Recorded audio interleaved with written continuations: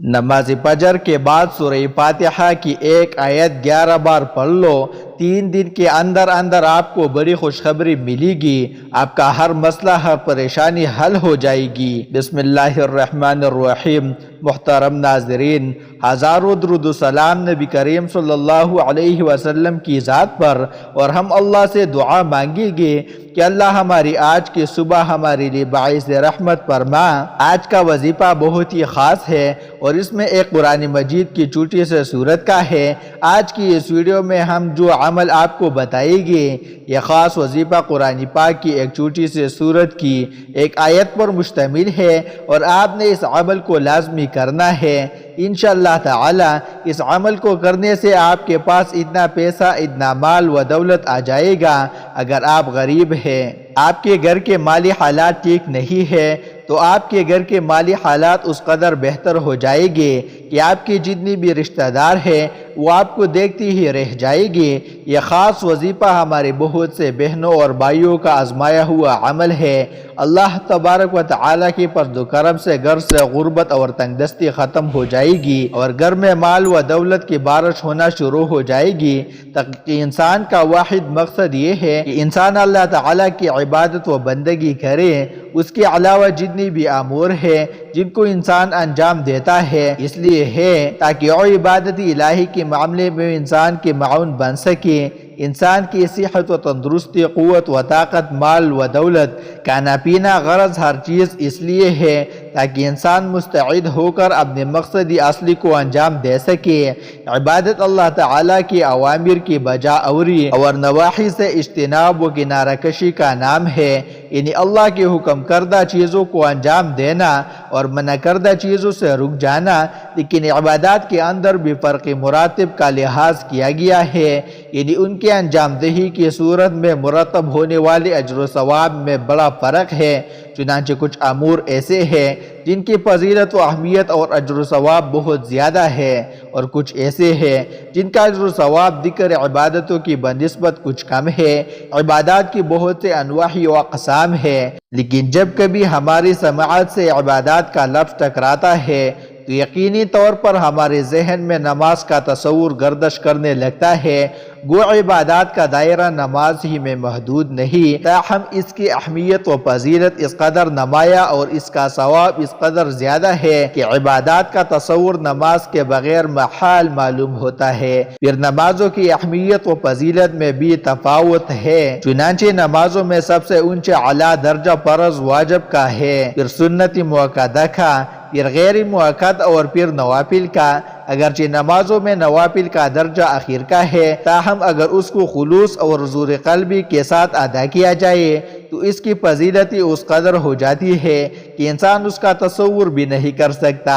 بہت سی حدیث مبارکہ میں نوافل کی اہمیت و فضیلت بیان کی گئی ہے۔ پھر نوافل میں جو مقام و مرتبہ نماز تہجد کو حاصل ہے وہ کسی اور کو نہیں ہے۔ تہجد کی نماز قبولیت کی ضامن ہے۔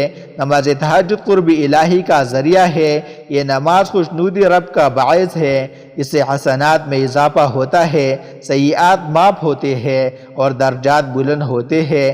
نماز تہجد سے محبت الہی کا حصول ہوتا ہے۔ یہی وجہ ہے کہ اس کی توفیق انہی چند افراد کے دامن میں آتی ہے جو اللہ کے لاڈلے ہو، جن کا دل محبت الہی سے لبریز اور باطن تقوی و طہارت کے نور سے منور ہو۔ اور یہ یقینی بات ہے کہ شب کی محیط تاریکی میں جب پوری دنیا آغوش خواب میں محوی استراحت ہو، ہر سناٹا ہو اور فضائے خاموش ہو، ایسے وقت میں نیند کی مٹاس کو قربان کر کے نرم و گزار اور آرام کردہ بستر سے اٹھ کر سخت سردی کے عالم میں وضو کر کے حضور الہی میں سر بسجدہ ہو کر رب سے سرگوشیاں کرنے والا رب کا لاڈلا اور پیارا نہ ہوگا تو کون ہوگا؟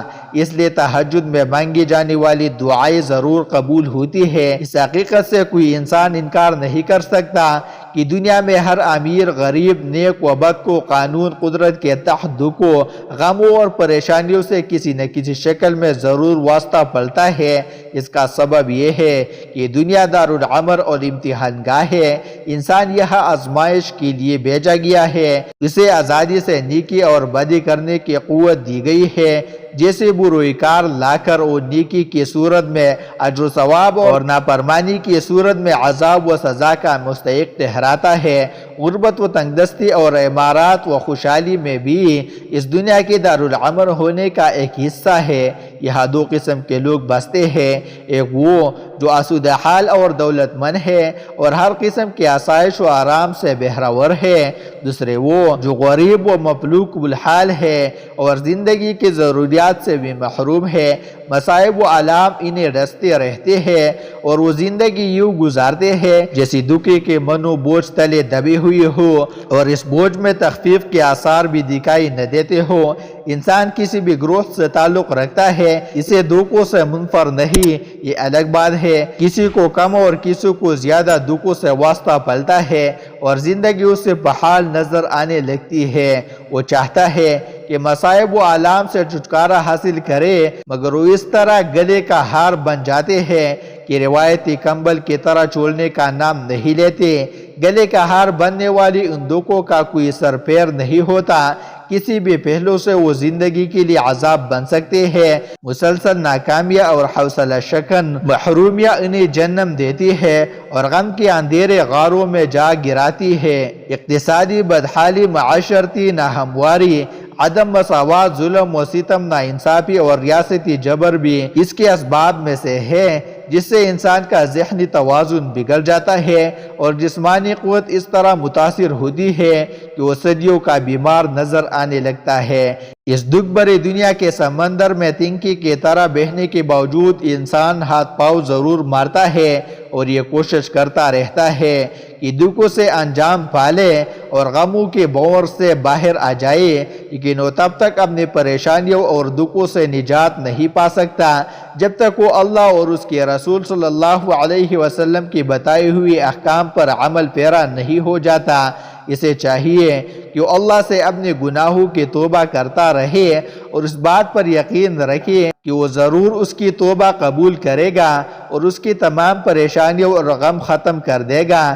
تو ناظرین، ایک اور بات آپ کو بتاتا چلوں کہ کوئی بھی وظیفہ شروع کرنے سے پہلے درود پاک لازمی پڑھ لیا کرے، کیونکہ یہ درود کا عمل اللہ پاک نے قرآن کے اندر فرمایا ہے کہ صلو علیہ وسلم تسلیما۔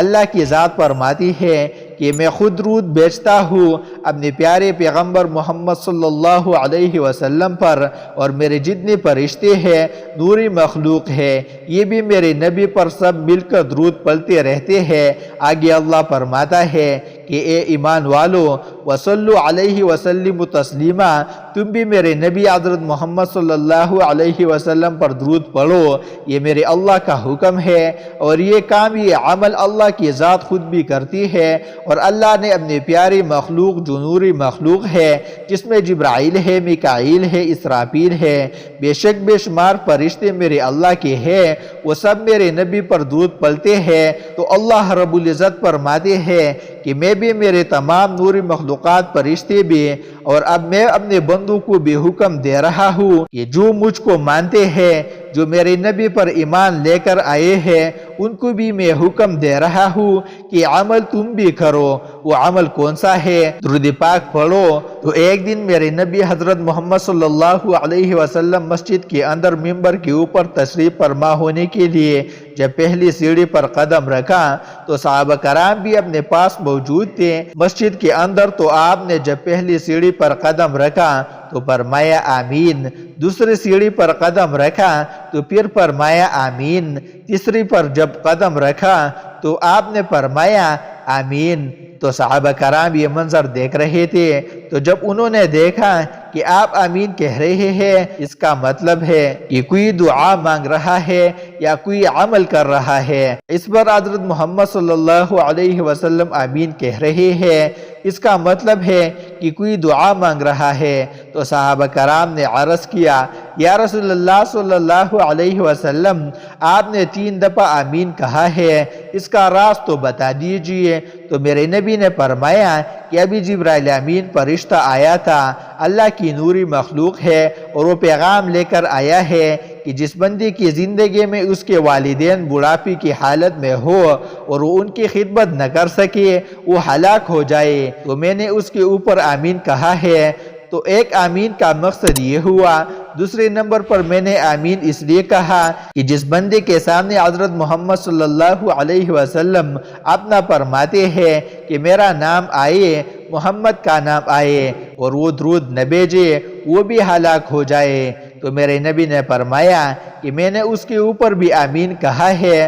اور تیسرے نمبر پر آمین کی وجہ کہ کسی بندے کی زندگی میں ماہ رمضان، یہ جو رمضان المبارک کا مقدس مہینہ ہے، جس بندی کی زندگی میں وہ آئے اور وہ اپنی بخشش نہ کروا سکے، وہ بھی ہلاک ہو جائے، تو میں نے فرمایا آمین۔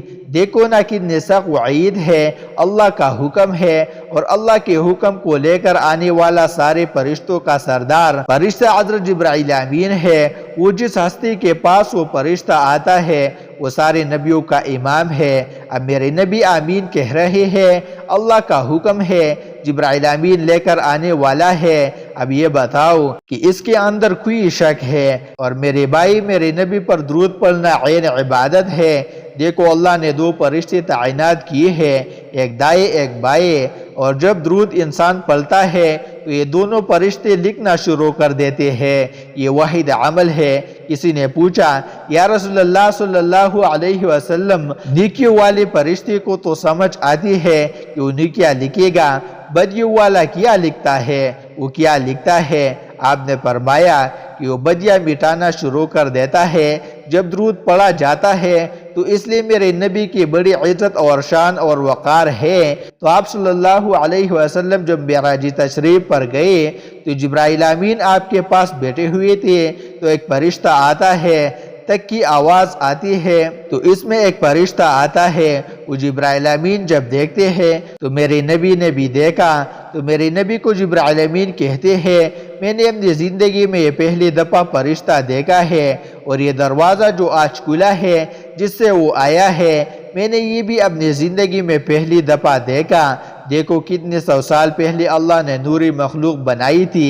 سب سے پہلے یہ نوری مخلوق تھی، اس کے بعد انسان کو بنایا گیا۔ جب وہ آیا تو اس نے اللہ کی جانب سے دو نور دیے، ایک سورہ فاتحہ تھی اور ایک سورہ بقرہ کی آخری دو آیات۔ کچھ مفسرین تین لکھتے ہیں، لیکن آج ہم نے پہلا نور جو فرشتہ لے کر آیا تھا سورہ فاتحہ کا اس وظیفہ ہے۔ آج آپ نے ناظرین عصر کی جب نماز پڑھنی ہے، کسی بھی دن اول و آخر 3 مرتبہ درود شریف پڑھے۔ ایک مرتبہ میرے ساتھ ثواب کے طور پر پڑھ لے، اللہم صلی علی محمد وعلی آل محمد کما صلیت علی ابراہیم وعلی آل ابراہیم انک حمید مجید، اللہم بارک علی محمد وعلی آل محمد کما بارکت علی ابراہیم وعلی آل ابراہیم انک حمید مجید۔ بعد درود پاک پڑھ کر الحمدللہ شریف جو ہے، الحمدللہ رب العالمین الرحمن الرحیم، اس کو آپ نے 11 دفعہ پڑھنا ہے۔ 11 دفعہ پڑھ کے پھر آگے مالک یوم الدین ایاک نعبد و ایاک نستعین مکمل کرنا ہے۔ اسی طریقے سے صرف 3 مرتبہ مطلب 11 دفعہ پڑھ کر پھر 11 مرتبہ پھر 11 مرتبہ آپ نے پڑھنا ہے۔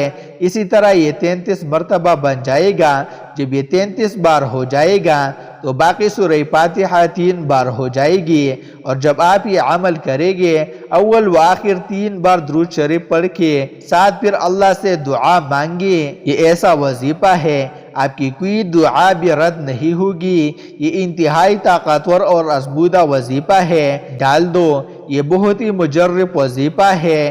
میں نے سوچا کہ یہ تحفہ اپنے ناظرین کو دے دوں، کیونکہ اس دور میں کافی لوگ پریشان ہیں، پیسے کی کمی ہے۔ انشاءاللہ العزیز رب العزیز آپ کو تنگ دستی سے نجات دے گا انشاءاللہ، اور آپ کو خوشخبری ملے گی، اور یہ عمل ایمانداری کے ساتھ یکسوئی کے ساتھ کرو۔ ناظرین، گزارش ہے کہ اللہ تعالیٰ کے 99 ناموں میں سے کوئی ایک نام کمنٹ میں ضرور شیئر کرے۔ اللہ ہم سب کا حامی و ناصر ہو، آمین ثم آمین برحمتک یا ارحم الراحمین۔